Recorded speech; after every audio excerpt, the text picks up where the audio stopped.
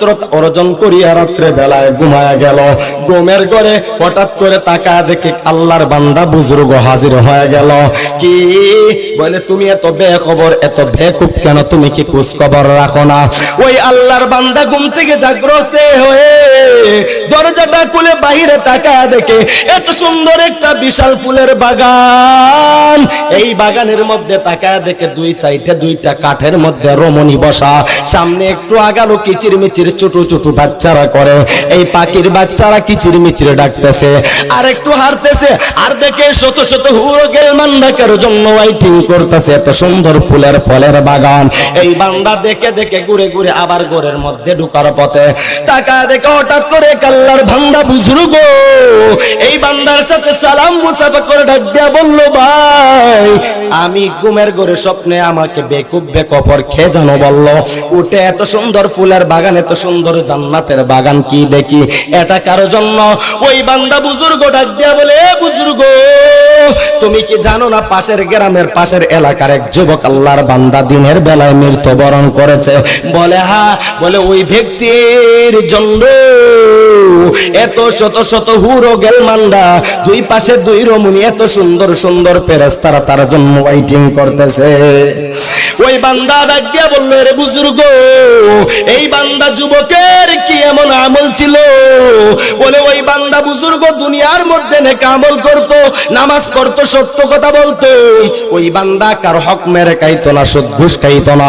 ওই বান্দা এই আমল করার পরে পরে বেশ অংশ কোরআন তেলাওয়াত করেছে। সুবহানাল্লাহ। আফজালুল ইবাদাতি তিলাওয়াতুল কুরআন। ওই মায়ের নবীজির হাদিসের প্রতি ইবাদত করেছে, আমল করেছে। ওই বান্দার সেই আমলের বিনিময় ওই যুবক দুনিয়ায় মৃত্যুবরণ করার সাথে সাথে তার জন্য আল্লাহ তাআলা জান্নাতের হুলো গেলমানরা ওয়েটিং রাখছে। সুবহানাল্লাহ। আউলিয়ারা কার দুনিয়া ইখতিয়ার, জাহেলারা কার দুনিয়া ইখতিয়ার, নাইলে মুমিন সয় মুমিন নিশাওয়াজ, নাইলে কাফের সয় কাফের নিশাওয়াজ।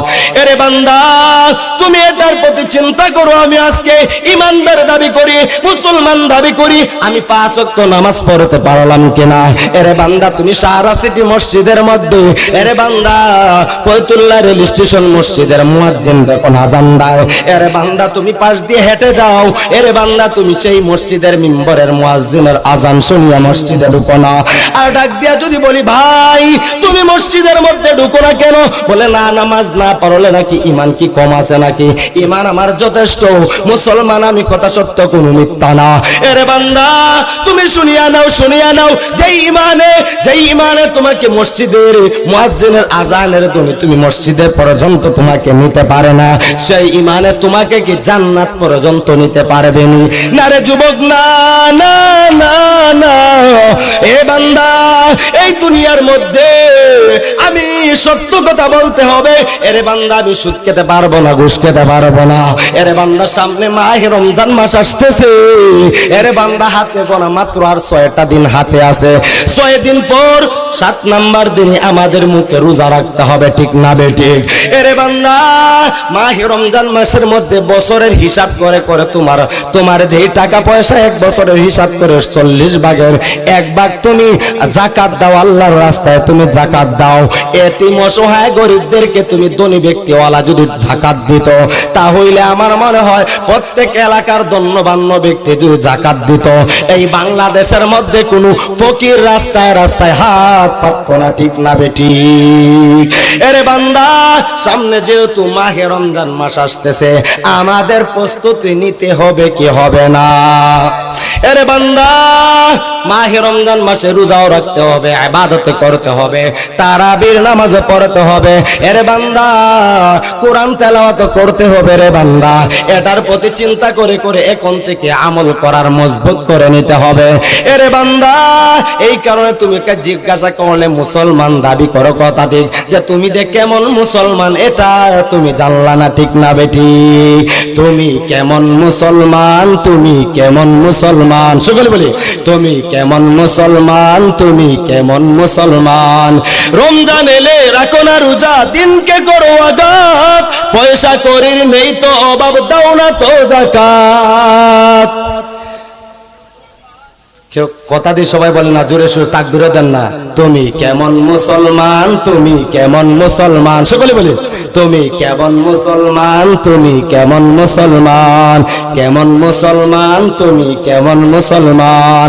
রমজান এলে রাখো না রোজা, দিনকে করো আঘাত, পয়সা করির নেই তো অভাব, দাও না তো যাকাত।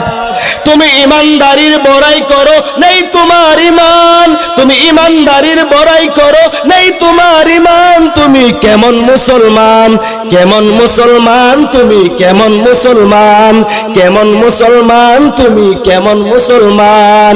সুদের টাকায় পাসাদ করো, ঘুষ ছাড়ো না, দিন দুঃখিনা কে মরে কবর রাখো না। সুদের টাকায় পাসাদ করো, ঘুষ ছাড়ো না, দিন দুঃখিনা কে মরে কবর রাখো না। তুমি নবীর উম্মত দাবি করো, সুন্নাহ মানো না, নবীর অপমানে তুমি হৃদয় কাঁদে না, ঠিক না ঠিক? তুমি নবীর উম্মত দাবি করো, সুন্নাহ মানো না, নবীর অপমানে তোমার হৃদয় কাঁদে না। তুমি কেমন মুসলমান, তুমি এমন মুসলমান, এমন মুসলমান, তুমি এমন মুসলমান, কেমন মুসলমান, তুমি কেমন মুসলমান। তুমি ঘুষকে বিচার করো সাজিয়া প্রদান, ঠিক না ঠিক? তুমি সুদের টাকায় পাসাদ করো, ঘুষ ছাড়ো না, দিন দুঃখিনা কে মরে কবর রাখো না। তুমি ঘুষকেও বিচার করো সাজিয়া প্রদান, তুমি ঘুষকেও বিচার করো সাজিয়া প্রদান। তুমি কেমন মুসলমান, কেমন মুসলমান, তুমি কেমন মুসলমান, কেমন মুসলমান, তুমি কেমন মুসলমান, ঠিক না ঠিক? এরকম মুসলমান আমাদের জমিনে আছে না? আমাদের সাথে সবাই জোরে সোরে প্রধান অতিথি সাহেব, প্রধান বক্তা আসতেছেন, সবাই তাকবীর দেন, লিল্লাহি তাকবীর। আরো জোরে বলেন, লিল্লাহি তাকবীর। দিন ইসলাম, ইসলামী মহাসম্মেলন।